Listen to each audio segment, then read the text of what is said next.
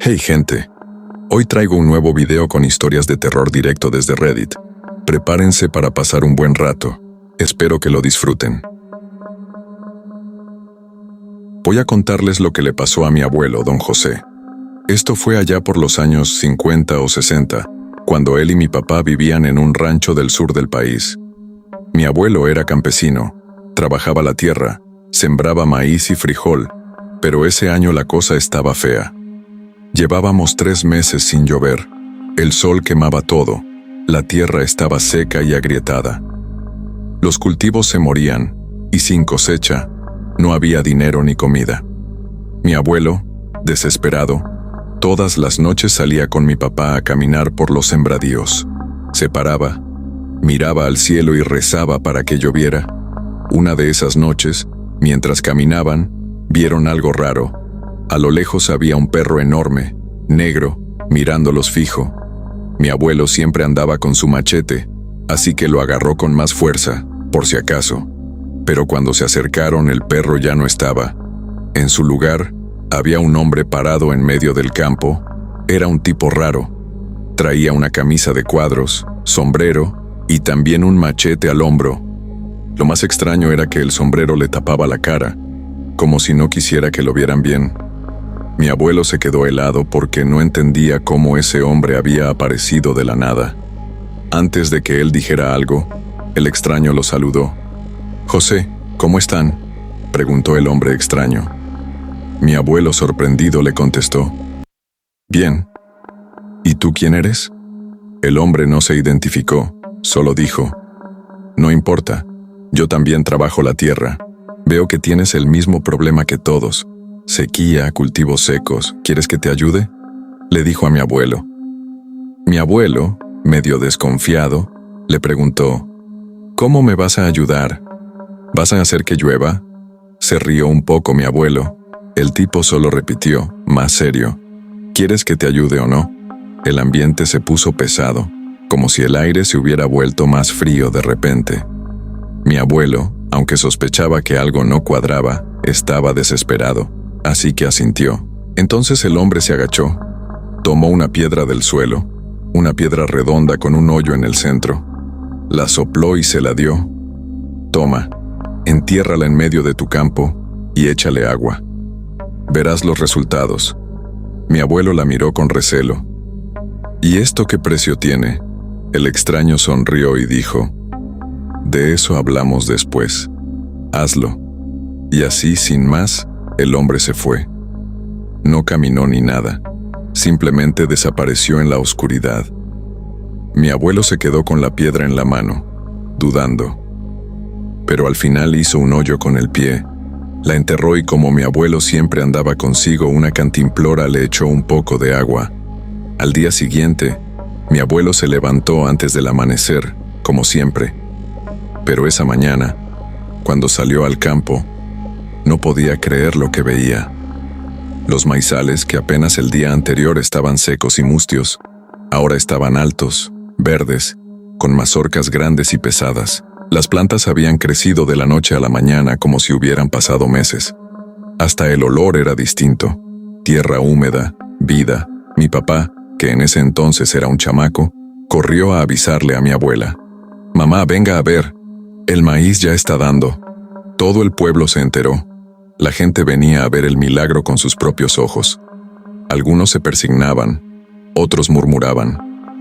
Unos decían que era bendición, pero los más viejos se quedaban callados, mirando con miedo. Mi abuelo, aunque aliviado, no podía evitar sentir que algo andaba mal porque era imposible que la cosecha estuviera dando de la noche a la mañana. Esa misma noche, volvió al lugar donde había enterrado la piedra y le echó más agua, como si fuera una ofrenda. Y así, día tras día, los cultivos seguían floreciendo como por arte de magia, pero mi abuela notó el cambio en él. Una noche, mientras cenaban, le preguntó, «Oye, José, ¿tú hiciste algo? Tu hijo me contó de ese hombre en el campo».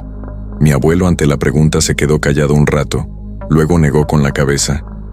«No te preocupes, lo importante es que ya tenemos comida», le respondió. Ella no quedó convencida. «Espero que lo que hayas hecho no nos traiga problemas».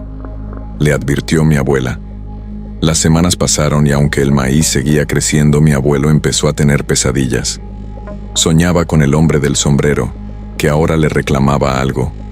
Ya no podía más con la culpa, así que una noche decidió terminar con todo. Fue solo al campo, cavó donde estaba la piedra y la sacó. En ese momento el viento se levantó frío, y ahí estaba él otra vez, el extraño, parado entre los surcos. ¿A qué has venido? ¿A llevártela?, preguntó con voz calmada, pero con algo de amenaza. Mi abuelo temblando le contestó: sí, ya no quiero esto. No sé quién eres ni qué es esta cosa, pero se acabó.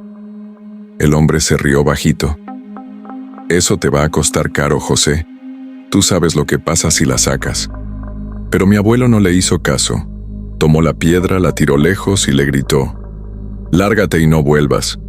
El tipo no dijo nada. Solo se dio la vuelta y se perdió entre las plantas. Al día siguiente, el campo amaneció podrido. Las mazorcas se habían secado de golpe. Los tallos se quebraron como si llevaran años muertos. Pero eso no fue lo peor. Mi abuela empezó a enfermarse. Primero fue tos, luego fiebres que no se le bajaban. La llevaron a doctores, a curanderos, pero nada. Los gastos los obligaron a vender el rancho, los animales, todo. Y cuando ya no quedaba nada, ella murió.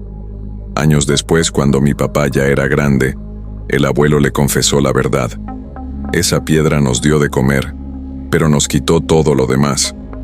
Y justo antes de morir, hizo que la enterraran con él. Dijo que era la única manera de acabar con la maldición. Pero hasta hoy a veces, en el pueblo dicen que en las noches de sequía se ve a un hombre con sombrero caminando entre los campos, buscando a su siguiente víctima. Historia 2. Les voy a contar lo que vivió la familia de mi compadre Javier allá por los años 70. Eran puros hombres en esa casa. El papá, ya difunto, la mamá, que todos le decían la chata, y 3 hermanos: Emiliano, el mayor; Javier, el de en medio; y Jaime, el más chico. Vivían en un rancho apartado, rodeado de sembradíos, y como todos ahí, se ganaban la vida trabajando la tierra. Todo empezó una noche cualquiera. Jaime, que tenía como 12 años, se despertó escuchando ruidos adentro de la casa. Pisadas, como si alguien estuviera caminando entre los cuartos. Se levantó con el corazón a 1000, despertó a Javier, y los dos vieron cómo una figura salía corriendo por la puerta principal. El mosquitero se azotó fuerte cuando el intruso escapó. «¡Alguien se metió!», gritó Jaime. Los perros afuera empezaron a aullar como locos. Emiliano salió con una lámpara y un machete. Revisaron toda la propiedad, pero no había nadie. Ni huellas, ni señales de forzamiento. Lo más raro es que juraron haber dejado la puerta con llave, pero esa noche solo estaba cerrado el mosquitero. «¿Alguno de ustedes dejó abierto?», reclamó Emiliano, pero todos negaron. Días después, fue Javier quien escuchó algo peor, como si estuvieran arrastrando muebles en la sala a medianoche. Cuando encendió la luz no había nada movido, pero Emiliano también lo había visto. Sombras pasando bajo la puerta, como si alguien, o algo, estuviera merodeando. La chata, su mamá, siempre había sido una mujer seria, de esas que no se asustan fácil. Pero una madrugada, Jaime la encontró parada frente al mosquitero mirando fijamente hacia los campos. «Mamá, ¿qué haces ahí?», preguntó, pero ella no respondió. La abrazó y la sintió rígida como en trance. Sus ojos no parpadeaban, y tenía un brazo extendido, señalando hacia la oscuridad.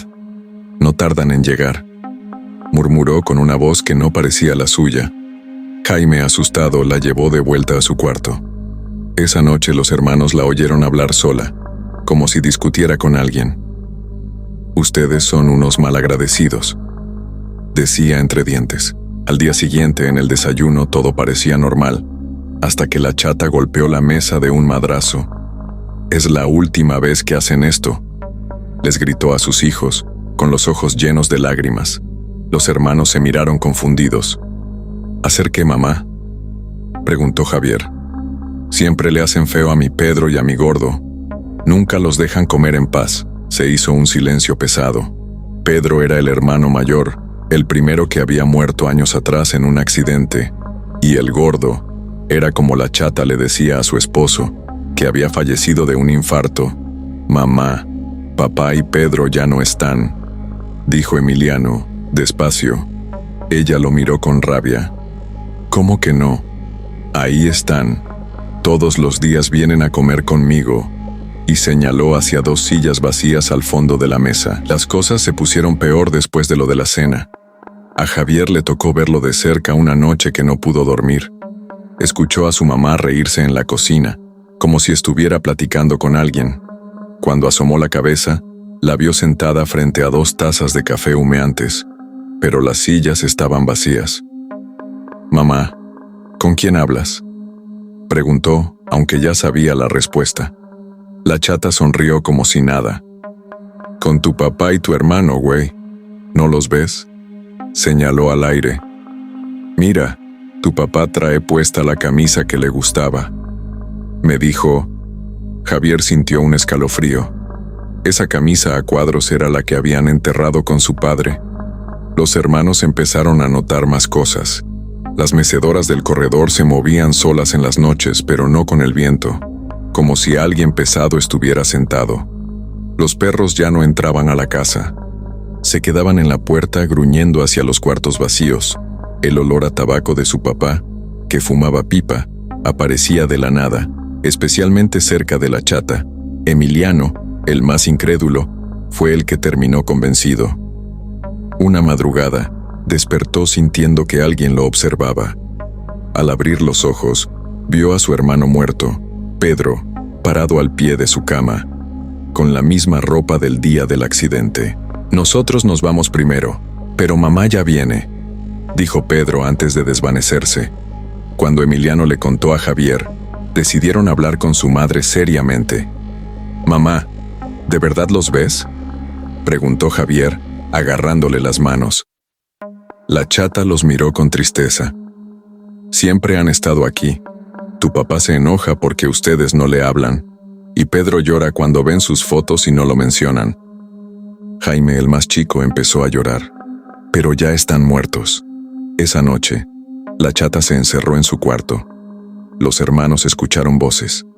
«Sí, gordo, ya estoy cansada también», decía ella, como si consintiera algo, y entonces oyeron otra voz, profunda como la de su padre en vida. «Ven pronto, mujer, ya extrañamos tus tortillas». A los 3 días la encontraron muerta en su cama. Parecía dormida, con una sonrisa tranquila, y las 2 almohadas de junto tenían hundidas, como si alguien se hubiera recostado ahí. En el velorio, el más viejo del pueblo les dijo: «No se preocupen, muchachos, a su mamá se la llevaron los que más la querían». Y aunque pasaron los años, los hermanos juran que a veces, cuando ponen café fresco en la mesa, se escuchan risas familiares, y 2 tazas se vacían solas. Historia 3. Esto me pasó cuando tenía 8 años, allá en el rancho donde crecí. Mi papá se llamaba Don Toño, y como todos por esos rumbos, vivíamos de lo que daba la tierra: maíz, frijol, algunas gallinas. Pero ese año, el sol quemó todo. El problema empezó con el agua. El arroyo se secó por completo, y hasta el pozo que mi abuelo había cavado años atrás, ese que nunca se secaba, estaba vacío. Mi papá se pasaba los días mirando al cielo, esperando lluvia que no llegaba. «Si no llueve en una semana, perdemos todo», le dijo a mi mamá una noche mientras yo escuchaba escondido tras la puerta. Al día siguiente, lo vi cargar su pala y un pico hacia el terreno baldío detrás de la casa. Era una zona donde mi abuelo siempre nos prohibió acercarnos. Según él, ahí vivían cosas viejas. Pero mi papá, desesperado, empezó a cavar. Los primeros 2 días no encontró nada, pero al tercero, su pico golpeó algo que no era tierra. «Miren esto», nos llamó. Cuando me acerqué, vi un hueco del tamaño de una pelota, y dentro, raíces gruesas como venas, cabellos humanos enredados y un olor a podrido que nos hizo toser. Debe ser una madriguera, dijo mi papá, pero se notaba que no lo creía. Empezó a destruir el túnel con furia, picando como si estuviera peleando con la tierra misma. Cuando terminó, notamos algo peor.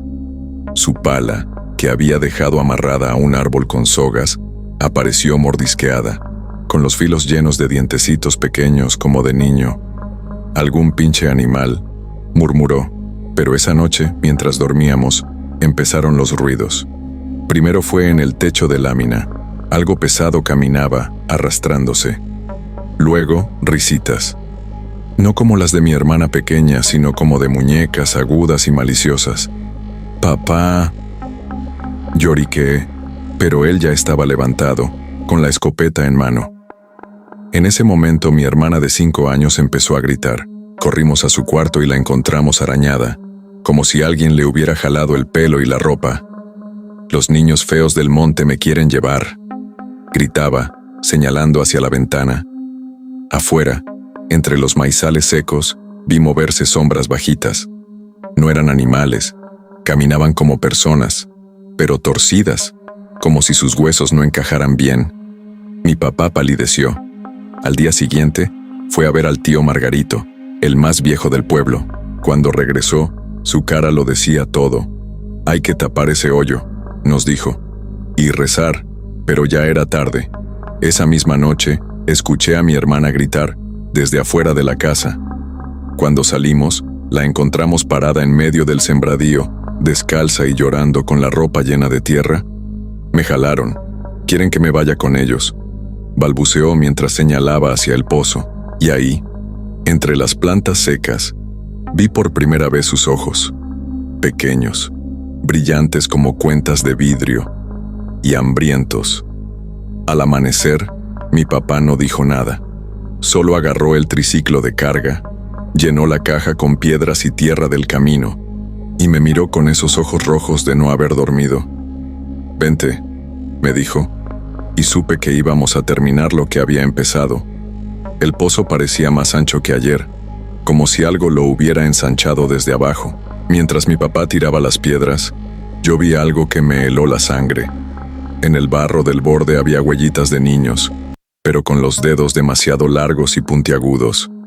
«Esto no es de ningún animal», le dije, temblando. Mi papá no respondió. Siguió echando tierra como un poseso, hasta que el hoyo quedó cubierto. Luego hizo algo que nunca le había visto hacer. Se hincó, clavó una cruz de madera tosca en el centro y dijo en voz baja: «Ya no se metan con mi familia. Les devuelvo su terreno. No los volveremos a molestar». Por un momento el viento dejó de soplar. Hasta los pájaros callaron. Esa noche no hubo ruidos. Pero mi hermana amaneció con moretones en los brazos, como si alguien la hubiera agarrado con fuerza mientras dormía. Pasaron los años. Nos mudamos a otro pueblo, pero las historias siguieron. Cuando mi hermana tuvo su primer hijo, el niño empezó a llorar cada noche, señalando al rincón de su cuarto. «El niño feo me hace caras», decía. «Yo ya soy abuelo ahora, y hace 2 meses mi nieto me preguntó algo que me dejó tieso. Abuelo, ¿quién es el señor chiquito que vive bajo tu cama? Dice que te conoce del pozo. Anoche, mientras revisaba unas fotos viejas, encontré una de mi papá junto al terreno baldío. Al ampliarla en el teléfono, vi algo que no había notado antes. Entre los surcos secos hay varias sombras bajas agachadas, y todas tienen los ojos brillantes. Tal vez nunca los sellamos del todo, quizás solo les dimos tiempo, y ahora están despertando otra vez».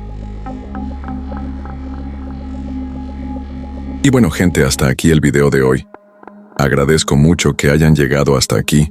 Si les gustó, den like y suscríbanse al canal para más contenido. Hasta la próxima.